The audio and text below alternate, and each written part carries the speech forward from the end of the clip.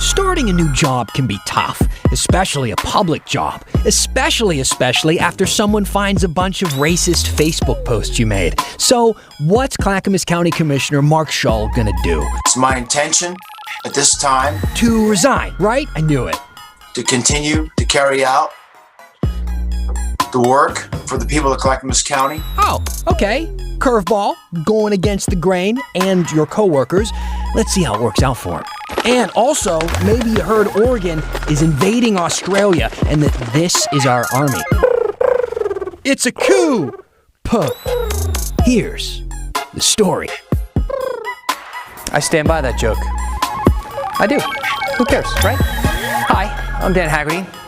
Welcome to The Story. Reach out all the typical ways. We want to hear from you. All right, we need ideas to do this show every single day. So use the hashtag HeyDan on Twitter. Find me on Facebook. You can use the email. Just write us at thestory@kgw.com. We read them throughout the show. We'll read a few at the end. Now tonight, I'm going to start the show with a harrowing tale, a one of a treacherous journey that may have started here in Oregon with a wrong turn of all things. It led our hero across thousands of miles of rough seas with survival against all odds to land him smack dab in the middle of an international controversy that may end in execution. It's the pigeon story. Yeah, I'm starting with the pigeon story. Everybody's talking. I can't get enough of this pigeon story. Hey, let me give you the quick version, all right? The whole world's talking about this. This guy in Australia found this pigeon in his backyard. It had that tag on its foot. The tag linked the bird to a pigeon racing company in Oklahoma City and a report of a missing bird after a race in Oregon. Yes, pigeon racing is a thing. Yes, they do it here. No, we don't have time to get into that. But, of course, there's no way this pigeon flew across the ocean. Come on. They think what happened was it jumped on a ship and traveled for 2 months to then perch down under. Problem is, the Aussies want to kill him. They're worried about this bird spreading disease. Now, just so we're clear, Australia thinks that this pigeon is too dangerous to keep alive. They're like, snake that can stop my heart in under 4 minutes? Fine. Spiders that eat rats? Of course. Crocodiles as big as my car? Well, sure, of course. Why not? Birds with vacant looks in their eyes? Kill it. That said, I don't want you at home to get too attached to this bird thinking it's local, okay? Because I'm hearing at this point the bird might not actually be from Oregon. See, we talked to the sports development manager for the American Racing Pigeon Union. I'm realizing right now that we probably spent too much time working on this story, but that's not the point. They told us that they tracked down the owner who lives in Alabama, and that right now they're waiting to hear more about this, waiting for more details. So at this point, we can't really be sure where this pigeon came from. We did track down the bird's Instagram account, though. Do we have that picture that we pulled? See? I mean, come on. That bird could be from anywhere. All right, let's get to the big story, where Clackamas County is dealing with a bit of buyer's remorse. See, they opened their ballots in November and they ordered a brand new county commissioner with an impressive description. High-ranking military veteran, decorated with the Bronze Star, hometown guy. But they missed the fine print and his racist Facebook posts. Now, just a few days into the job, his constituents and his colleagues want him to resign, to which he says, no thanks. Guess what, though? There's nothing anyone can do about that for the next 6 months. Here's Tim Gordon to explain. After several days of controversy over Commissioner Mark Shull's racist and bigoted posts on his Facebook page, the Clackamas County Commissioner's first item of business Thursday was to call on him to resign. In support of the greatest good of citizens of Clackamas County, I have asked that Mark Shull resign from the Board of County Commissioners immediately. I think that your comments have caused irreparable damage. I believe that as I was deceived, the voters of Clackamas County were also deceived, and that they would not have elected you had they known of your true views. I too am asking for Commissioner Shull's resignation. Dozens of other officials beyond this board have told Shull to step down for making inflammatory and derogatory posts as recently as last year about Muslims, immigrants, Black Lives Matter, and the LGBTQ community. There was no apology from Shull today, just this. It's my intention at this time to continue to carry out the work for the people of Clackamas County. Then came the public comment time. Scholl heard from constituents, including Deborah Ottenberg. Commissioner Scholl, I am adding my voice to the large chorus of voices calling for your resignation today. My son-in-law is from Iraq. I read your vile comments about Muslims and immigrants, and as I did, I imagined reading them through my daughter's eyes, through my son-in-law's, and through the eyes of my grandchildren. There were a few who defended Scholl, who is a high-ranking Gulf War veteran who earned the Bronze Star. Lieutenant Colonel Scholl has always acted like a responsible senior officer and gentleman in my presence, and I've never heard of him making any rude, vulgar, or racial slurs. In the end, the commissioners voted to censure Scholl. The admonishment came with a call to resign immediately in writing. I've heard and I understand the censorship resolution. But for the second time during the meeting, Scholl declined to step down. And now he's got some time to think about it. Some residents promise a recall campaign, but under Oregon law, elected officials can't be recalled until after 6 months in office. Scholl was just sworn in last week. Okay, Tim Gordon joining us now. Tim, humor me for 1 second. What does it mean that they voted to censure him? What does that mean exactly? You know, censure is basically just a public admonishment. They can't kick him out, so they're saying, we're publicly saying, we'd like you to resign, and here's why, here's the reasons we thought you did bad things here. So it's kind of just a public statement. Does it have any teeth whatsoever? Yeah, again, no, they can't kick him out. That's state law. The only thing that it can happen is a recall effort can get done by voters. That's where the power is. But state law doesn't allow that to start for 6 months. So Scholl is in for that long unless he resigns. How did he react to this censure? Because we are kind of, they've made their statements pretty clear, but we are in this limbo for 6 months where nothing can happen. What has he said based on what we heard today? Right. Well, first of all, he voted for the censure, which I thought was kind of interesting. I didn't necessarily expect that.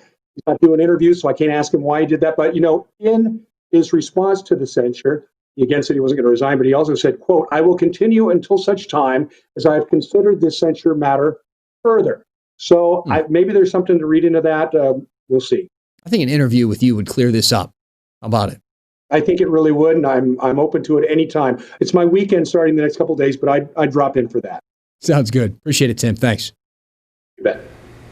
Now, we learned big vaccine news this week, right? When Governor Brown said that teachers and anyone 65 or older can get the shot by January 23rd, which is coming up, and that's like a week away, a little more than that. She announced it on Twitter, and if you use Twitter, if you've maybe sent in something to us using the hashtag #HeyDan, Twitter isn't exactly known for robust content, and that left you with a lot of questions. So let's turn to the woman who has a lot of answers, Kristen Severance.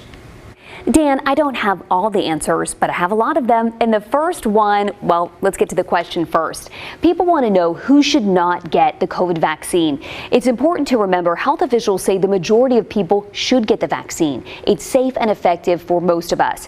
Doctors say the only people who should really not get it are people allergic to any ingredient or component in the vaccines. We put a long list of the ingredients on our website for both the Moderna and Pfizer vaccines. If you want to take a look right now, just go to KHW.com or you can pull it up on the app. Any questions about that ingredient list, please just reach out to your doctor. All right, our next question comes from a viewer. She writes saying the new recommendation for vaccine eligibility allows people 65 and older and teachers. Are people with medical conditions eligible as well? If so, at what age? All right, so as it stands right now in Oregon, no. This new criteria, this new group does not include people with underlying conditions. The CDC said that states should prioritize people 65 and up and people with underlying medical conditions. Governor Brown listened to that first part. She added people 65 and older to start being vaccinated along with teachers on January 23rd. She did not add people with underlying medical conditions. We will let you know if and when that changes. All right, our next question, this is from Janice. She wrote in saying, I'm a substitute teacher, age 62, who has not worked since March. Am I eligible for the vaccine? Okay, so the answer here, yes, you are. I reached out to both the governor's office and the Oregon Health Authority about this. They said substitute teachers are part of the education workforce group who can get the vaccine starting January 23rd. Do you have a question? I know you do. We hear from so many of you every day about this entire vaccination process. Just let us know. We'll do our very best to get you an answer. Just use the hashtag #HeyDan. All right, time to check in on Oregon's daily vaccine count. This is something we've been doing every day this week. Now, yesterday, how about this? I like this number. We're getting there, right? 10,000 people plus got vaccinated, which honestly is pretty good considering where we started. Now, the governor has this goal that we've been telling you about, getting 12,000 people vaccinated a day. She wants to reach that goal by next week, but it turns out that we actually already hit that number last Friday. The state has kind of a lag in the reporting of vaccinations, kind of like the lag we saw in the reporting of COVID cases and in some cases COVID deaths. So we just got those updated numbers today. These are the ones from yesterday. We're getting there. We're going to make sure that they stay on track. Oregon Senate President is not taking the threat of violence at the state capitol lightly at all. Like, at all. Is it terrorism? Yeah, that's sort of not even a strong enough word for what it is. And now he's making sure senators aren't even in the building when the session starts next week. And you remember that house we showed you in the vault segment yesterday? You know, the one that sank into the ground during the 96 landslides? Well, John tweeted us and wanted to know what happened next. You can't leave us hanging, he said. Well, we checked back into the vault again, John. And let's just say that house can't catch a break. All right, yeah. Welcome back. Hi, Dan Haggerty here. This is The Story. A lot of you writing in. I was just checking some messages during the break there. A lot of people talking about the pigeon story. A lot of people talking about vaccines, right? That's the most amount of questions we get is about the vaccine. Keep those coming. I know that a lot of people are thinking, how does this apply to me, right? You can message me on my Facebook page. We had a little fun with the pigeon thing on my Facebook page before the show, too. So we do a lot of stuff on there. It's a great way to see every episode of the show as well, because I'll put a link each time we air one so you can find it there in case you miss any. So yesterday, Donald Trump became the first president in history to be impeached twice. Now, we've heard from a lot of you, people who think this process is a little bit confusing, and I get it. This is a unique and weird process that doesn't happen all that often, despite the fact it has happened twice during this presidency. But let's be honest, the founders didn't like doing things very simply. So let's take another look at kind of how this works. Now, removing a president from office is a two-part process. The actual impeaching happens in the House, which is what we saw yesterday. Representatives file articles of impeachment, and those detail the crimes they think the president has committed. And it only takes a simple majority to approve them in the House. And if the House does approve these articles of impeachment, a president is then formally impeached. Then it's on to part two. Those articles of impeachment are kicked over to the Senate, which has the real power. That's where the trial is held. And in that case, it takes a 2/3 majority to convict. That's a much harder thing to do than to get a simple majority. But if 67 senators say yes, the president is guilty of those crimes, he can be removed from office and barred actually from ever serving in public office again. But the trial and the removal from office are completely separate from what the House does, okay? So even if the Senate does not vote to convict, and in history it never has, that doesn't change the fact that the president was in fact impeached for a second time. Elizabeth asked, now that the House has impeached President Trump again, if the Senate votes to convict the president after he's out of office, can any pardons he makes between now and January 21st be overturned? And the answer to that is no. Any person pardoned by the president gets to keep their pardon, even if he's removed from office. The Supreme Court has ruled on this issue. Congress cannot change or alter a presidential pardon. As for whether the president can pardon himself, who knows? That's kind of still up for debate. I mean, it's unlikely, but that's actually never been challenged legally. Let's hope it never is. And of course, the impeachments happening really as why it happened. Let me start that over. And of course, the impeachment's happening because of last week's insurrection at the Capitol. And since then, we've been talking about that huge security failure.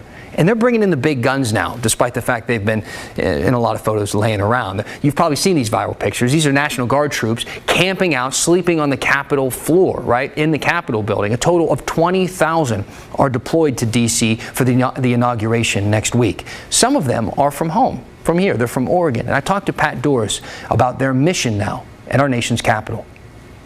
Pat, forgive me for starting the conversation this way, but I want to get to the basics here because we've been talking about the National Guard a lot, whether it be the response in D.C. or when we were dealing with the protests and riots here in Portland. There was a conversation about bringing in the National Guard. We saw conversations and help during the fires and even in the discussion of rolling out the vaccine. So can you kind of talk to me like a layman here and tell me kind of what the National Guard does? Who are they really? Well, it's a version of the military for the state, and they say they're citizen soldiers. So there's 8,100 members of the Guard in Oregon. Most have full-time jobs and civilian lives, and then they do a duty drill. I think it's every weekend out of the month. But on top of that, then they can be deployed for big things. They can be federalized and sent to Iraq, for example, which has happened several times. Or they can be called up when the governor wants to be in charge of them and use them for firefighting or to protect the state capitol, as they're going to be doing this weekend. And they're being called up on the federal level, of course, to go to Washington, D.C. So it's a whole range of people, from doctors and nurses and physicians' assistants to cops and lawyers and all sorts of people. The woman that we met today is an inspector for the OLCC in the marijuana area. So what will this range of people with our National Guard be doing in Washington, D.C.? Well, they have a whole unit that's called the military police, so the MPs. And that's the group that's going to D.C. They've been trained in crowd control and identifying threats and, helping people stay safe on both sides and move folks around. And so that's what they're going to be doing. They're going to be standing in front of the Capitol building and guarding that structure and making sure that everything's okay, no matter how many people are there. I've seen those pictures floating around all day being shared on social media of people from the National Guard sleeping on the floor in government buildings in Washington, D.C. What can you tell us about those pictures? Well, it is amazing. And I've heard people say that we really haven't had scenes like that since the Civil War. But the soldiers that I talked to today said, oh, that's not that bad. You should have seen where we were sleeping when we were out fighting the fires and that sort of thing. So, generally these are tough, hardy folks. It's not that fun to sleep on a marble floor, but it's not that fun to sleep in the mud either. And it's not that fun to have people shoot at you when you're in the middle of the war. So they say they're just going to take it in stride. I think probably the Oregon folks that are going out will have cots somewhere, but they're sure not going to have Airbnb, and they're not going to have hotel rooms. So they'll be roughing it a little bit. Got it. All right. Pat Doris, thank you for the insight. You bet. All right, so that's the situation in Washington, D.C., but they're not the only place upping security next week. You've heard what the FBI says. We've been reporting about it on this show. They are warning about armed extremists showing up at literally all 50 state capitals. Yeah, every single one. They're all supposed to be on guard right now, and that has officials across Oregon on high alert, especially in Salem. Here's Maggie Vespa. Concrete barriers, fencing, and soon boards over first-story windows will be front and center at Oregon's Capitol building for at least the next week. Wednesday, the state legislature announced they're postponing proceedings in the next legislative session by at least 2 days. Floor sessions and committee hearings that were supposed to start Tuesday will be bumped to next Thursday at least. That at the recommendation of Oregon State Police, who are heeding warnings from the FBI. The FBI thing really got to them. Oregon Senate President Peter Courtney. They're taking this very, very seriously. The number of troops that they're ready to bring in on Monday, it was unbelievable. And the firepower they're bringing in. They've got SWAT teams. I'm telling you, you're not going to see them.